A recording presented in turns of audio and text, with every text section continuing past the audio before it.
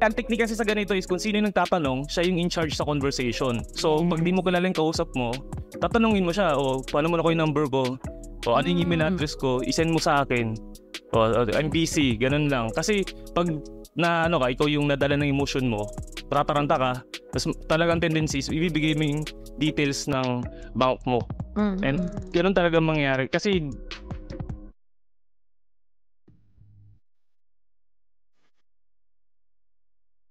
Hey! This is Kuya Jay, and welcome to today's episode of Pera and Purpose Podcast, a show about money and meaning. My aim is to use money as a tool to live a meaningful life. And welcome ulit sa ating bagong episode. And bago natin simulan ito, i-share nyo muna ito sa inyong KKK, ang inyong kaibigan, kamag-anak, kapatid, kaaway, opisina, kachismisan, lahat ng K mo. I-share mo to sa kanya kasi I know if you've been listening to the podcast for quite some time now and natulungan ka na nito when it comes to your money and also about intentional living. So, itong episode natin is very recent lang na mga kaganapan. Okay.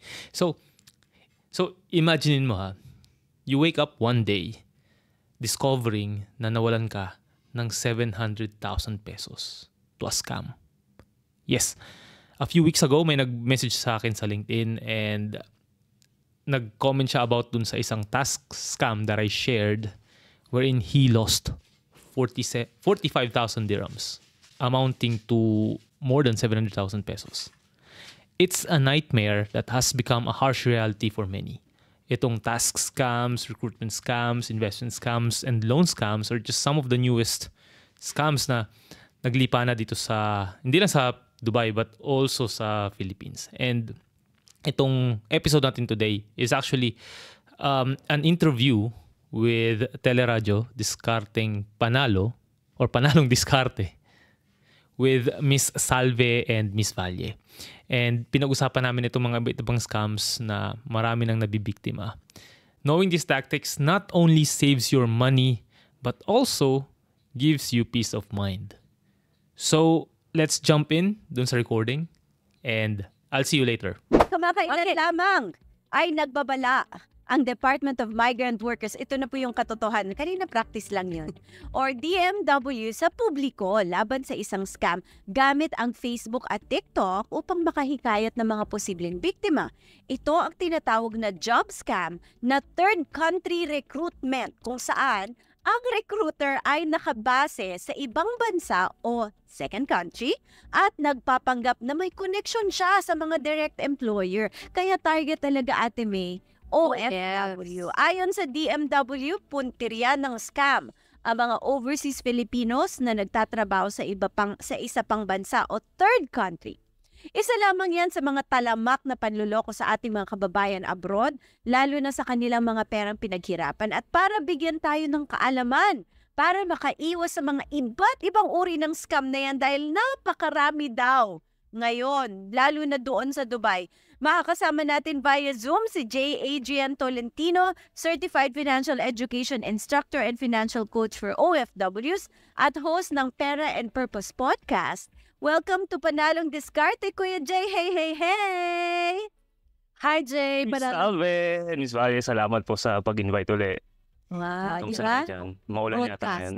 Kaya nagpa-podcast. Tunog lang ng boses. Boses niya kaysa sa...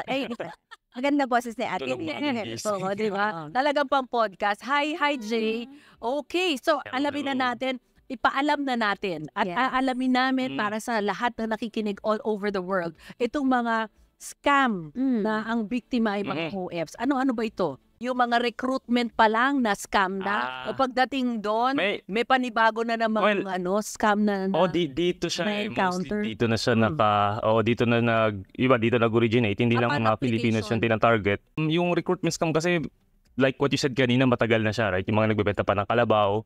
So may mga ganun pa rin na nangyayari, like yung sa sinabi din ng sa DMW. Pero yung iba dito medyo high-tech na like merong loan scams, merong phone scams, tapos meron yung task scams na nabanggit nga kanina ni Miss Salve. And then yung mga usual na mga investment scams na nandito. Like, umpisa yung sa loan scams, meron dito na mag-offer sa mga kabayan o mga Filipinos na nag-work dito sa Dubai na walang collateral and walang requirements para makapag-apply ka ng loan. So, ginagawa nila, sabi nila, sige, magbayad ka lang ng processing fee. Nasa ano yun, 1,250 dirhams. So, 20,000 pesos siya. Ang laki Tapos, naman, sasabihin, Jay. Processing fee, 20,000. processing fee lang yun. So, wala siyang, diba, wala namang collateral. So, sabihin nung, magbabayad naman yung OF.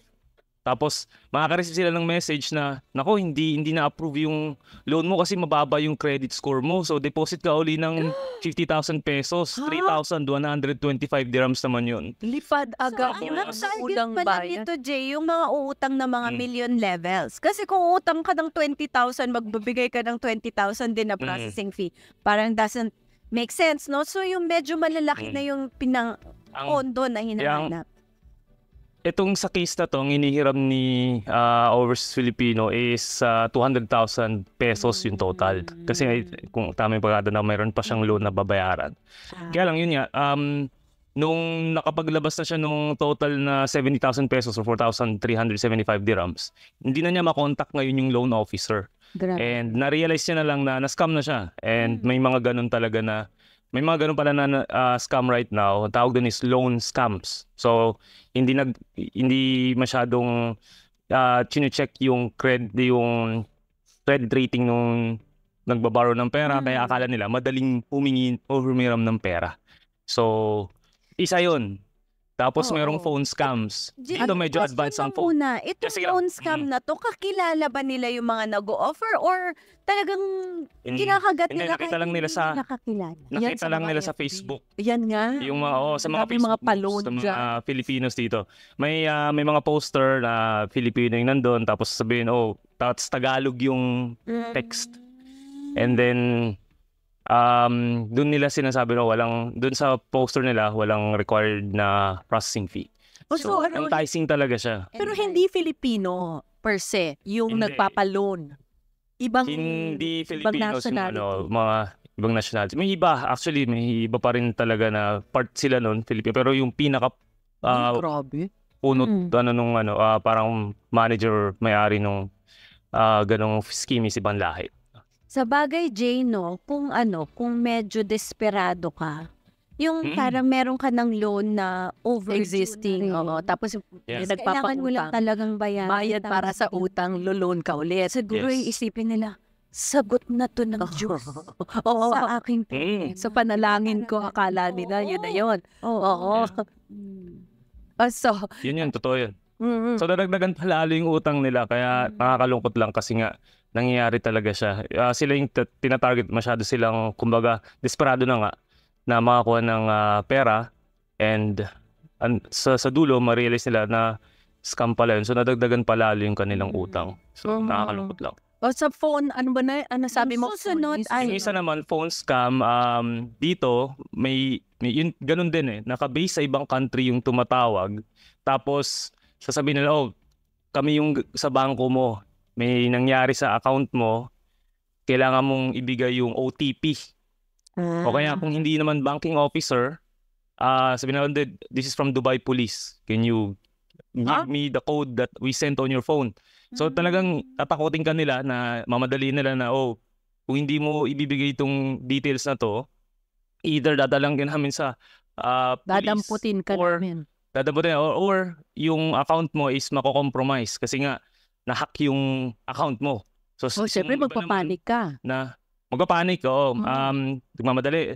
Tapos ibibigay na yung OTP and then ma-realize na nawalan sila ng access dun sa phone nila kasi na-register na sa eSIM. May mga eSIMs kasi dito dun sa provider. So since binigay mo yung OTP and yung details, yung other important details ng bank account mo, nakakuha na nung hacker, nung scammer yung details and nakapag-withdraw na sila ng pera sa inyong account. So meron lang kilala na nawalan siya ng 15,000 dirhams. So ano rin yun, I think nasa 230,000 pesos din yun.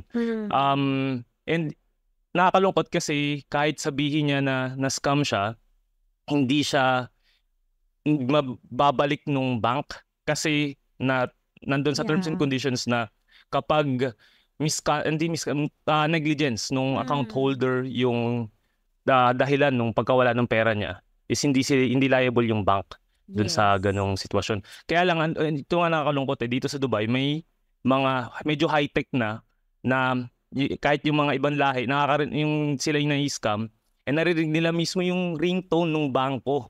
So, i-hold sila. Ganun siya, naka-hold. Tapos, ito yung may voice na parang voice prompt na sinasabi, huwag ka magbibigay ng mga important details sa ibang tao, ganyan. Tapos, friendly pa yung kausap niya, and then na-realize niya na lang, nawala na siya ng 10,000 dirhams. Ganun siya. Kaya, basta ang pinaka-ano lang dun lagi is, pag may nanghingi ng OTP, or other important details ng bank mo, huwag mo ibibigay. Sabihin mo na lang is, tatawagan na lang kita uli, or sendan mo ko ng email. Ang ginagawa ko dati, nangyari sa akin yan, sabi, may tumawag sa akin, this is from your bank. Give me these details, ganyan. Ang sinagot ko is, which bank? Aling bank? Di ba? Kasi mayroon akong mga siguro 3 banks yung meron ako dito for different purposes. So, kasi nakahiwalay yung emergency fund, yung savings, and other important sa finances. So, sabi nung kausap ko, hindi mo alam kung saang banka, hindi mo alam kung saang banka naka-register. Sabi ko, alam mo yung details ko, di ba? Tumatawag ka, di ba? O di, sabihin mo kung anong bangko ka. Gano'n. Kasi, paano kung masabi niya yung tamang bangko, Jay? Nag-guess lang mo na patama. Sinabi niya yung tamang bangko, sasabihin ko, may second question, may follow-up question. Anong employee number mo? Wala nakabalik ka. Ang technique kasi sa ganito is kung sino yung nagtatanong, siya yung in charge sa conversation. So, pag di mo kilala yung kausap mo, tatanungin mo siya, paano mo na ko yung number ko? Ano yung email address ko? I-send mo sa akin. I'm busy. Ganun lang. Kasi pag ikaw yung nadala ng emotion mo, tataranta ka, tapos talagang tendency is ibibigay mo yung details ng bank mo. And ganun talaga mangyayari. Kasi usually sa ganyan, takutan naman yan, di ba? Parang ipapressure ka na, alam ko yung details mo. Iba dito, alam nila yung Emirates ID mo. Kasi minsan talaga na-compromise yung ilang data Or minsan dahil issue with the career or what. Kasi dito sa Pilipinas, ilang bangko na yung natanungan ko tungkol dito kasi napakatalamak dito nung OTP nga, yung OTP mo. And I've asked all the banks, hindi naman all the banks, but most of the big banks. At lagi nilang sinasabi, the bank will never call you to get your OTP. Kahit anong bangko, hindi yan hihingi ng OTP sa'yo. Yung dito, that information campaign, it's still in the process. Parang hindi pa din talaga lahat ng tao, kahit na financially educated, nagbibigay pa rin ng OTP, kahit maulit-ulit na nating sinasabi na hindi hihingiin sa kanila. Kasi may emotional harassment na nangyayari At saka bilis nila magsalita. Ako na-scam ako. Bilis. May emotional harassment, parang tinatakot ka, may ganyan-ganyan. So minsan dahil kinakabahan ka na rin, nalimutan mo na bangko ay hihingi ng OTP. How about in Dubai? Na may information ka, the banks ba, do they say na never silang tatawag para humingi? Dito part ng batas na ang bangko should educate the clients na hindi kami hihingi ng important details mo, lalo-lalo na yung OTP. And palagi silang mayroong constant email. Tapos, pagka mayroong mga ongoing scams, nagsisend talaga yung banks. May ganitong kumakalat na scam sa WhatsApp or sa Telegram. Be aware of it. So, na-inform ako. Itong info na to, nakuha ko to sa email na sinin sa akin ng isang bangko. Kaya, sila. Pero kapag ikaw na mismo yung, yun nga, nagbigay ng OTP, hindi nila talaga mababalik sa in general scenario, hindi nila mababalik kasi nga, ang kailangan nilang gawin is mag-provide ng info, pero if talagang hindi mo nagawa yung part mo na protektahan yung details mo din, it's your fault na talaga. Parang ganun mangyari. Unless ikaw yung halimbawa ikaw yung tumawag sa bangko, tapos ikaw yung ikaw mismo, syempre alam mo yung bangko mo, yung hotline, yung customer care service. So alam mo yung bangko mong yon, tapos you want to them to help you on something. Baka pwede. Pero still, they don't ask for the OTP. Yes. And then, dito naman kasi meron na mga nagpo-prompt na text messages from the banks mismo. Reminders na dapat wag magbibigay ng OTP. Kaso minsan, di ba, na-hack din or mali rin or hindi rin yun yung legit na text na galing sa bangko. Kahit ano, Minsan kahit yan. ano talaga, kahit Tama. na ako nga, minsan legit talaga na galing sa bangko, hindi ko pa rin binibigay. Oo. Sabi ko, ano Ako ba ngayon mo? Ako na lang tatawag sa bangko, hanapin kita. Ako rin. Oo, Ginagawa ko yan. Ganun siya. Pupunta na lang ako sa bangko, yung offer mo maganda yan, pero doon na lang ako sa doon bangko. na lang, di ba? Para safe. Para- Tama, Ah, yun yung tamang approach. Oo, Yun yung tamang approach. tatandaan na natin. Patawagan kasi mo sila talaga, yeah. totoo yung sinasabi mo, Jay. Pagka binigay mo OTP mo, wala ka ng habol sa Wala bangko. Hindi ka Mm. matutulungan talaga. Kasi talagang control measure yan. Kasi yung Oo. OTP, dahil hawak mo mismo yung phone mo, doon papasok. Di ba? Ang problema kasi very high-tech na ngayon, Jay, Pati di ba? phone. So, kunwari, Yeah, may AI pa ngayon. kunwari, kaya Oo, kahit- yung AI. Ito yun. Remember mo yung kaso na pinag-usapan natin dito? Sakto kasi, nag-file siya ng complaint. Mhm. So, meron siyang Mhm. complaint ng customer service complaint. Oo. So, Tapos, ngayon, nag-text sa kanya at nakalagay yung vanity name ng kumpanya. So, sino mag-iisip? Nako, sabihin na natin, GR. Oo. GR. Ganon. Di ba? May vanity Yeah. name siya eh. Malay mo nila- na hindi sabihin legit nila, pala yun. Oh, we are fixing your complaint. Naamoy ka na. We are fixing your complaint. Can you send us the OTP? Binigay niya. Magkano na So, wala sa kanya? 600,000 Magkano? pesos. Oo. Ganyan. Kaya minsan din to Grabe. nakakatakot. Pwedeng inside job. Oo. Hindi naman. Yes. Hindi Naman? naman Oo. binigay. Minsan kasi, Ano din? nagpo-post ka sa Facebook Oo. na ano ba naman tong customer service ng ganitong kumpanya. Di alam na nila na meron kang problema. At nag-file ka ng customer service Oo. complaint. Di nagpadala sila sa inyo. Kami po yung nag-aayos. Kaya po, ingat-ingat po sa pag-post sa social media ng mga reklamo natin. Mga reklamo. Oo. Kasi maraming Gagamitin. dyan. Di ba, Kuya Jay? So, I-block ganyan niya, din yes. pala sa Oo, Dubai, may- Kuya Jay. All over the world siguro yan. Oo, ano? may- Talagang kanya-kanyang Global siya. global. Actually, may nakausap nga isang founder ng financial institution dito. Sabi niya, kung magiging isang bansa ang cyber security or mga scams, yun yung third biggest GDP in the world sa sobrang dami ng scams globally. Kung isa siyang bansa, ganun siya kalaki. Oh. Kaya it's very important na maging financially literate tayo, maging aware tayo sa mga ganitong nangyayari. Kasi kung hindi, mga tao talagang kukuha ng pera natin. Okay. Para And naman skill din 'yon, 'di ba? Side hustle din nila 'yon. Oo, tama. Skill natin, Diskarte rin nila protektahan yun. yung pera natin. Dapat dumiskarte rin tayo sa I mean, Oo, part of antinding. being financially literate is to protect our money. Ang tinding discarding, yun ang panalong diskarte na masama, di ba? Oo.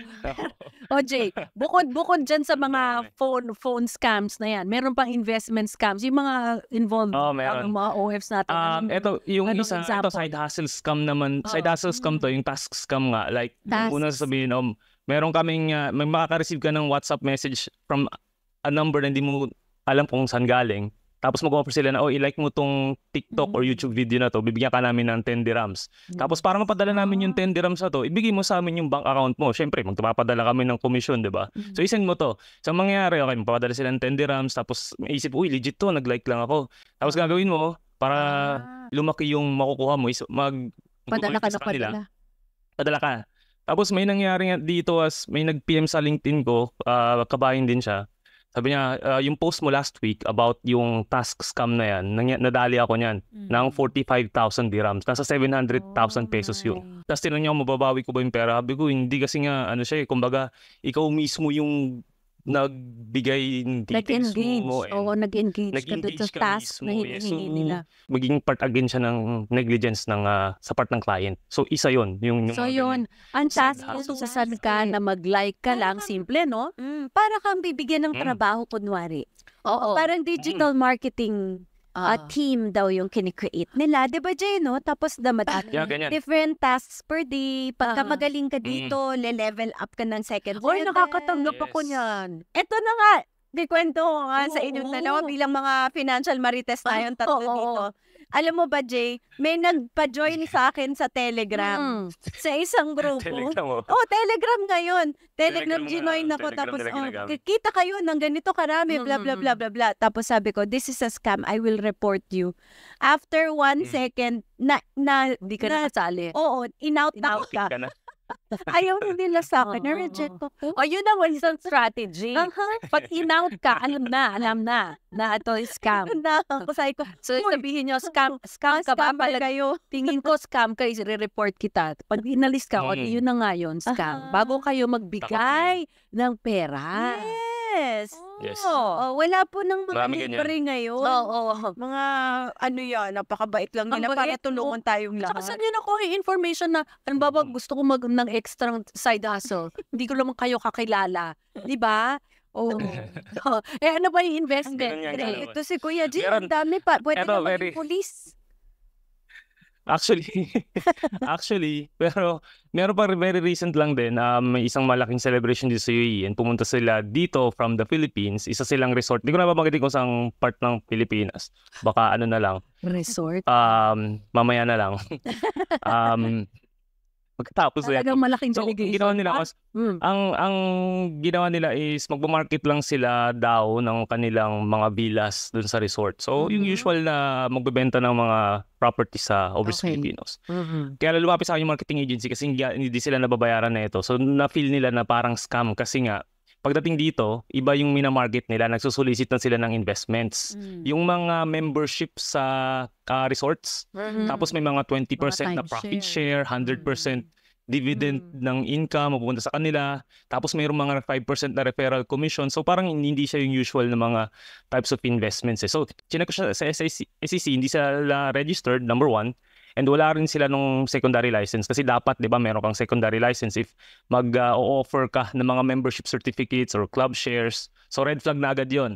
Tapos yung mga, tinanap ko yung kanilang project doon sa website ng DHSUD, or Department of Human Settlements and Urban Development. Kasi dapat para makapagbenta ka ng property, meron kang tinatawag nila na Certificate of Registration and License to Sell. So, wala. So, sabi ko dun sa marketing agency, sabi ko, hingin mo nga itong documents na to. Tapos, alam niyo kung anong binigay sa kanya? Ano? Wala nyo. DTI registration, Mayor's Permit, Business Permit, BIA registration. So, sabi ko, hindi naman yan yung kailangan mong documents para hingi ka ng investments or makapagbenta ng property. Yan yung nagsasabi na allowed ka na gawin yung resort mo legally dyan sa area na yan. Pero it doesn't mean na legal ka humingi ng investments from ng pera from others. So, kasi karamihan ng mga overseas Filipino, nakakita lang ng DTI permit. At mayor's Legit permit, na to. at At mayor's BIR. permit. Uy, legit to. So, Oo, dapat legit na hindi to. yun enough. Hindi enough. Hindi FYI sa mga Hingi na sila ng OFs. shares. Oo, Yeah. Pahingi. And common yan. Meron mga ganyan nangyari sa Qatar. Ano sila, parang nagbabuy and sell sila ng mga gamit or mga kotse sa Qatar. Tapos ang pinakita lang nila sa social media nila is yung registration nila sa SEC as a corporation. Sabi ko, hindi enough yan. Pakihingi nga ng secondary license. Wala naman sila mabigyan ng secondary license. And then a few months after, yung kabayan yung Pilipino may-ari nun, na nakasuhan ng money laundering yung overseas Filipino sa Qatar. Kaya sabi ko sa nakausap ko doon na Filipino, alam mo, that's too good to be true. Huwag mo nang lagyan ng parent. Kaya Speaking ginawa of- niya pa rin kasi nga kumikiti sila. Iyon na nga. Speaking Nangyayari. of too good to be true, Kuya J, minsan kasi, papatikimin ka muna. And itong pinadala mo sa akin, talaga namang nakakaengganyo. Basahin na natin para siguradong yung mga nakikinig sa atin. Medyo may red flag na pag nadinig nilang 20% profit share. Alam mo, yung 20% profit share, mahirap magnegosyo, ha? Mahirap magnegosyo. Sabihin na natin, ang net income mo ay 30% profit 30. share. Kunwari, ang margins mo, kunwari, sa simula, 50. Sabihin na natin, kumikita ka 50% malinis.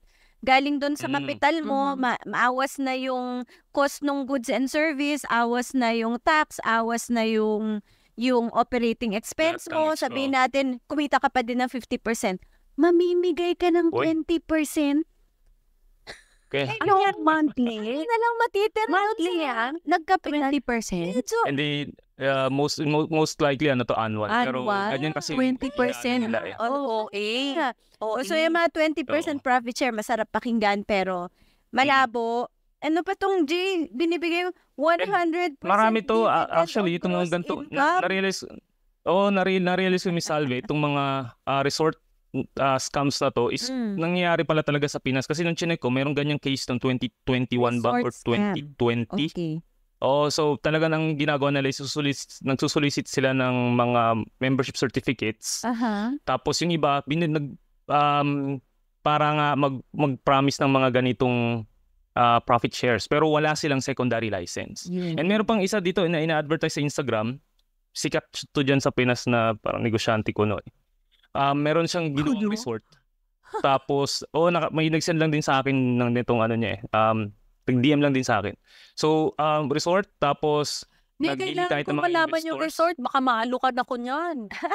Anong resort yan? Mamaya na, baka mamaya ma-libel tayo dito. Kailangan din Okay. May screenshot naman ako So, nasa nga ba ako? So, ganun same yung case. Tapos sabi nung kaibigan ko sa akin, kasi nakita nga yung post ko about this resort sa Pinas. So, binalidate niya sabi ko, paano niyo nakuha saan galing yung details and tsaka bakit napaka-promising kasi nag-send ng deck yung parang presentation. Napaka-perfect. Wala kang makikita na risk man lang, wala nabanggit na risk. Hindi nga binanggit kung magkano yung kinikita nung kanyang resort. Naghahanap lang talaga siya ng investor. Tapos sabi ko, nasa yung secondary license yan. Tapos sinabi niya dun sa may-ari, ang reply sa kanya, hindi naman to investment I'm looking for business partners. Pero sabi ko, diba, business is the highest form of is the highest and riskiest form of investment, sabi ko dun sa. So, hindi siya nag-invest. I mean, that's 600K, di ba? Ganun lang. And tina-target talaga ang mga overseas Filipinos, lalo na mga nandito sa Middle East. Kaya, sabi ko sa kanila na ang lagi niyong tatanungin pag may nag-offer ng investment sa inyo is, paano ko mawawalan ng pera? Kasi ang usual na tanong lagi is, magkano ba kitaan dyan? Kaya lang sabi ko, ang asking for the ROI is not a bad question. It's just a bad first question. Diba? Ang unang tatanungin lagi is, paano ako mawalan ng pera?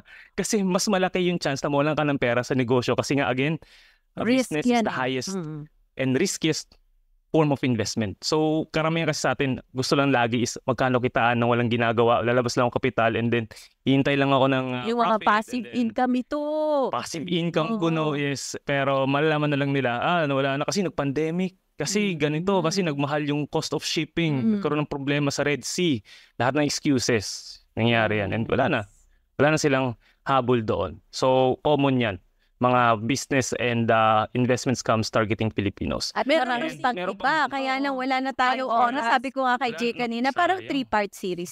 Pero meron namang online kung saan nila pwedeng sundan si Jay. Diba? Yung kanyang pera and Purpose podcast. Thank you so much, Kuya Jay, ha. Alam ko, thank you. Ibang time zone tayo, pero thank you very much. Ituloy mo lang ang ating advokasya dyan sa Dubai. So yun, grabe guys, ang dami ng mga scams right now and kailangan talaga maging vigilant tayo kasi mas nagiging magalang na sila lalo na ngayon na meron ng AI. And just a quick recap of the things that we've discussed dito sa interview na to. May mga recruitment scams, loan scams, task scams, and yung loan scams are happening right now. And ang tinatarget talaga is mga overseas Filipinos. And nangyari ito kasi nga nagkaroon na ng mga increased in online activities and meron din mga lack of awareness pagdating sa mga gantong mga bagong scams. Kaya it's very important for us na maintindihan paano ba yung mga dapat nating gawin para maiwasan ito. And again, pag nakaka-receive tayo ng mga phone calls from people na hindi natin kilala, it's always better na maging in charge tayo dun sa conversation and hindi tayo madala dun sa emotions natin right then and there. Mahirap to if you've never received a phone call before, pero if you have listened to this episode, sana nabigyan kanya ng mga tips para maiwasan mo ito kasi talagang talmak siya. Until now, meron pa rin mga nare-receive na mga WhatsApp messages and also phone calls from people na hindi ko kilala. So, ingat lang kayo guys. And one relevant Bible verse for our episode today is itong Proverbs verse 14-15, where it says, "The simple believe anything, but the prudent give thought to their steps." Itong verse na to underscores the importance of discernment and careful consideration before taking any action. And in-encourage niya tayo na maging prudent sa ating mga gagawin and maging skeptical sometimes. So, lalong-lalo na dun sa mga important things that we have to identify so we can avoid scams. Yon, and that wraps up our episode for today. But before I let you go, I hope you can listen to the episodes of Pera and Purpose Podcast on Spotify, Apple Podcast, and other podcast streaming platforms. And if you want to have a coaching session with me, message lang ako sa aking LinkedIn, Instagram, Facebook, or send me an email dyan sa description section ng ating podcast.